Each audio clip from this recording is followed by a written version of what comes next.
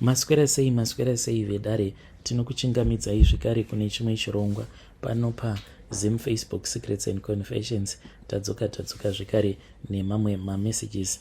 Regedzai tibva tapinda mumamessages edu atadzoka takakubatirai. Message yedu yekutanga yakamira sekudai so: hanzi makadi zvenyu mukoma, ndinokumbirawo kuti muge muchindiposterawo nyaya yangu makaviga chitupa changu.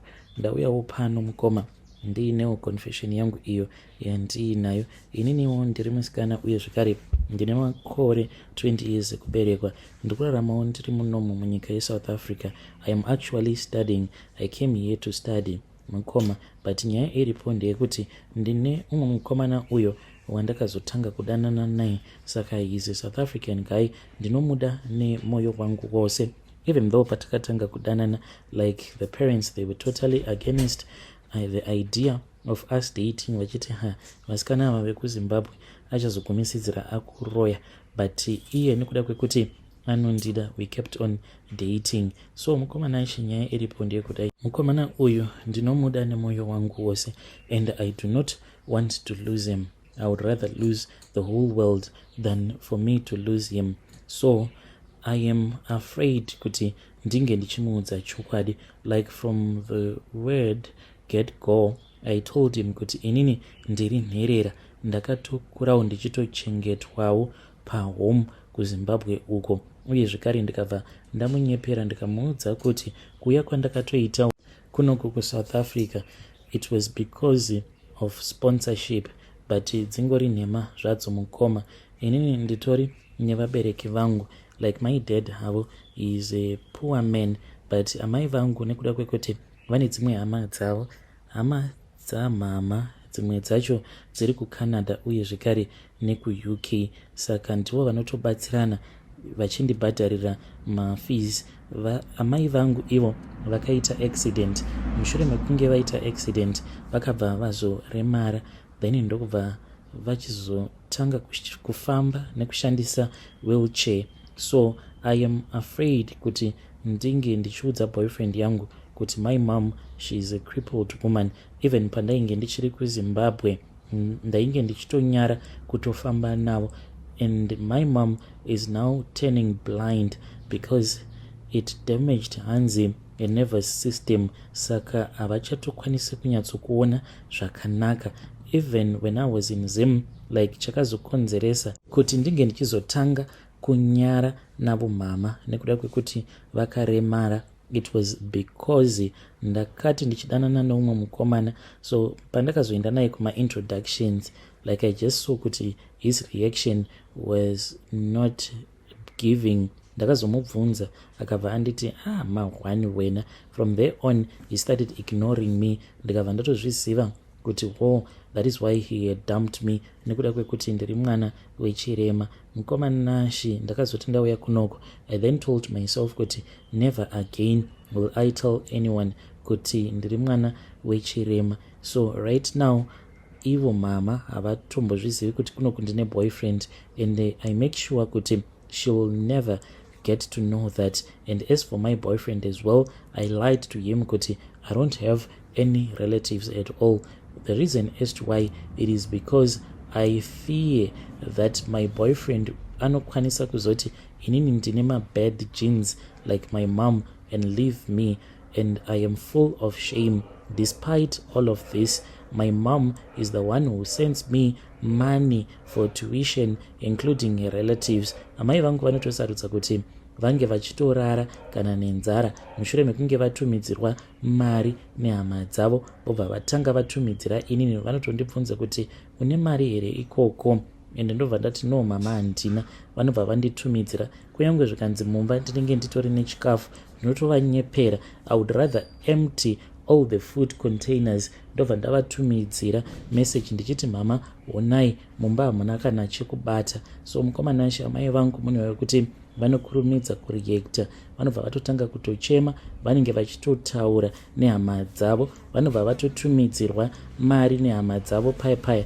Kana vatumidzirwa mari nehama dzavo, vanobva vatongonditumidzira. So mukomana nashi ndiyo confession yangu iyo yandiinayo. Like I can't tell my boyfriend kuti my mom evil, she is crippled, and I know kuti I need to confront my own insecurities, but I can't risk it because I tried to risk it when I was still in Zim, and I saw kuti varume havatombodi kuti vange vachizodanana kana kuzoroora mwana wechirema. Kana mukaposta nyaya yangu ndiziviseiwo ndichange ndichizotevererawo ndiri mucomment section.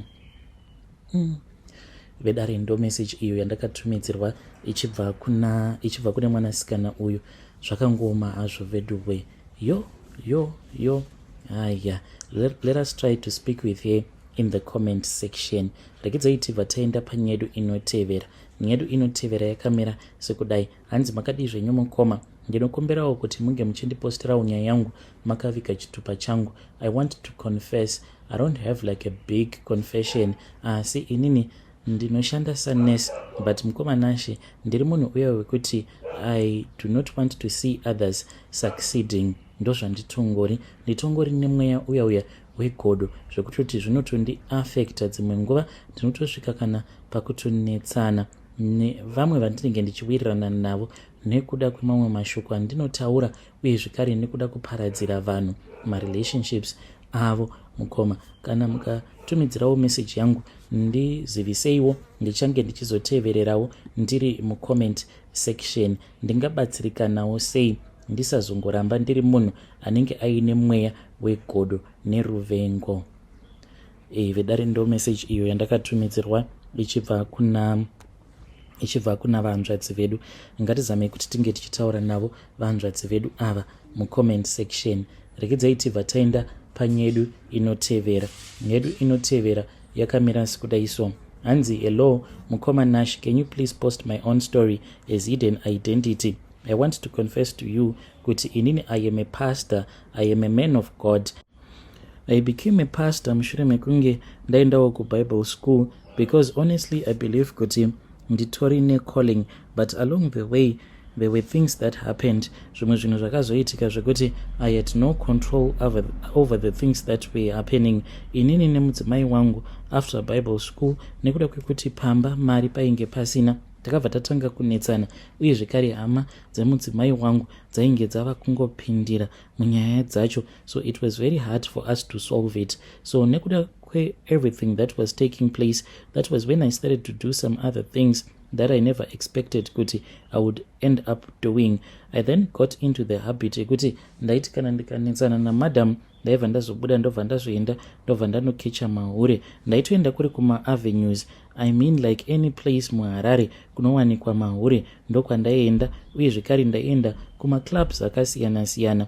But ndichiendako kuma-club ikoko ndaisaenda kuti ndinge ndichinonwa doro, ndaingonogara zvangu ndichiona vanhu vachienjoya zvavo. Ndaiti paya kana ndava bo ndopa ndaizotsvakawo munhu wekuti ndinozoenda kunorara naye kumba kwake, as in kutokecha chaiko. But ndaingogara ndichingorohwa nehana kuti kana kuri kuzonzi ndikazosangana nemunhu wekuziva vamufundisi mubhawa zvinoita here, what will happen if someone notices kuti ava ndevamufundisi mukoma. So it then happened kuti kuti kana uchiita zvemahure unopedzisira watova nerimwe hure rako raunenge wava kutodanana naro personally. Apa mukoma ininiwo I was very naive, handina kana kumbogara ndakazviisa mupfungwa kuti mahure awa zvamunovaona vazhinji vacho vanotoshanda nembavha, zvekuti unotobirwa zuva rakatocheka nyika mukoma utori nehure rako, apa ndiro rinenge ratokurongera mbavha. So this was like a ticking time bomb. There was a time up when we received a donation. So this donation, it was for some things that were supposed to be done in church. Taiva nemamwe ma-renovations ataifanira kuti tinge tichizoita for the upkeep of the church. So those that had assisted us, they were people vainge vari kudiaspora. Those were the ones that had helped us with raising the money. So takazoti tareceive mari iyi, inini na madhamu vangu ndisu takaenda tikanotora mari yacho iyoyo. Munongozviziva kuti muno munyika yedu hapana paungambochengeta mari mubank. So we had this money like physically and we had placed it in a small bag. Yainge iri mari yainge yakawanda mukoma. Mari iyo yainge iri $5,700 in cash. so I was supposed to go with this money. Ndaifanira kuti tige ndichienda kunoipa vamwe secretary vedu vekuchurch. What happened was that ndakati ndiri munzira, I had left home and I was headed for his office. Ndainge ndatova muCBD, ndo pandakangoti let me call this man. Pandainge ndatova padhuze nepaoffice building yavo. Pandainge ndichiri kumba ainge andiudza kuti mufundisi, you can come because I'm going to knock off around 6:30 kana kuti kuma 7, because he was busy with some bookkeeping at his company since he said kuti it was tax season. So I called him when I was close to their office building. Ndikabva ndati munhu waMwari, ndatosvika kaini, muripi, budai panze ndikupei mari, because I wanted to leave the money with him. So mukomanashi akabva anditi vamufundisi, apologies nekuda kwekuti my boss has called me. Saka tichitotaura kudai, so nditori mumotikari vamufundisi and I am driving heading over to his house now. Unfortunately, I have since left the CBD and I am really close to Borodale right now. Are you able to wait for me? Because ndiri kungosvika ndobva ndangovapa mamwe madocuments, uye zvekare there are some things that I am supposed to collect from his house. Man of God, do not go back home nemari. You can wait for me. Ainge achiti kumba kwaboss vacho, he was not going to spend a lot of time. Ndikabva ndati zvakanakai munhu waMwari, I'll just find somewhere to park. Ndakabva ndazongowana parking space close to their office buildings, ndokubva ndarelaxa paya. I then got bored. Ndakati ndakaboyekana kudaro, I then drove to the avenues. When I was in the avenues, I then spoke with one of the women that I used to speak with. So we were talking on WhatsApp, because akabva andiudza kuti ainge aenda somewhere that was close by, ainge aenda kunoona shamwari yake. I then told her kuti kuno kundine mari yakawanda. So she then rushed over. What I did not know was that uyu musikana uyu aitoshandidzana nembavha. Saka inini ndakati ndichimuudza kuti ndainge nditori nemari yainge yakawanda kudaro mukabhegi kandainge ndinako. She then informed dzimwe mbavha idzo dzaainge achishandidzana nadzo, achitoti ndine rimwe balance rine mari, saka imi michiuyai munge muchizoribira mari. So she then came akandiudza kuti she was around the corner. I picked her up ndokubva tazoenda kumba kwake, but takazoti tasvika kumba kwake akabva ati no, handei kumba kwefriend yangu. We then went there. Takangoti tichingonopinda mumba mukoma, tichingonogara pasi, ndokubva door ratongokikwa. I then saw some gentlemen that walked in there. They were just thugs. Vakabva vatongoburitsa pfuti, but I think kuti zvainge zvingori zvipfuti zvenhema. Ndokubva ndatonzi mari naiyewo zviya zvebhais akabva amborohwa mambama. Akabva atorerwa foni mukoma, neniwo ndikabva ndazotorerwa foni. But vakati vanditorera foni mukoma, umwe wacho akabva azongonditema nayo foni yangu iyaya. Chavainge vachida yainge iri mari. I guess kuti vakaona kuti foni iyi yaikwanisa kuzovapinza busy. So mukomanashi vakatora kabhegi kaya kainge kaine mari. After that I was confused kuti ndoita sei. Ndakangobuda panze ndichichema. I drove ndichitanga kufunga kuti apa ndainge ndabirwa mari yechurch. I drove mukoma. When I was headed towards Mabvuku, ndakati ndadarika Mabvuku towards Marondera, that was when I parked the car by the side of the road, feeling confused. Ndava kusaziva kuti zvino ndoita sei, ko vanhu vekuchurch ndainge ndichazovaudza seiko kuti ndainge ndabirwa mari mukomanashi. I did not know what I was supposed to do. Ndikabva ndatoti panapa ndikufanira kutoti ndinge ndichitoita sekunge munhu atorerwa mari embavha mukomanashi. Ndipo apo pandakabva ndachizotanga kutarisa motikari mangu, ndikabva ndaona kuti ndainge ndiine screwdrive iyo yandainge ndiinayo. Ndikabva ndatoti screwdrive iyi ndo yandava kutoshandisa seproof mukoma. Ndakatora screwdrive iyaiya ndikatanga kuishandisa sekunge banga ndichizvicheka mukoma.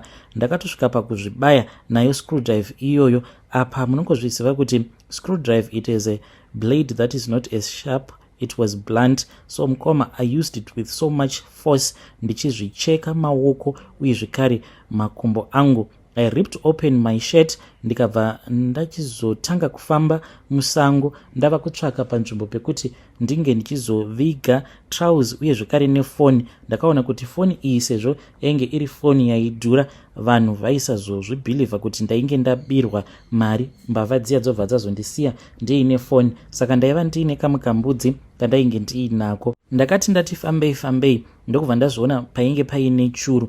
Ndakasvika pachuru pai mukoma Nashi ndokubva ndapeta trouser rangu riya ndikabva ndariisa makaremo muchuru muya.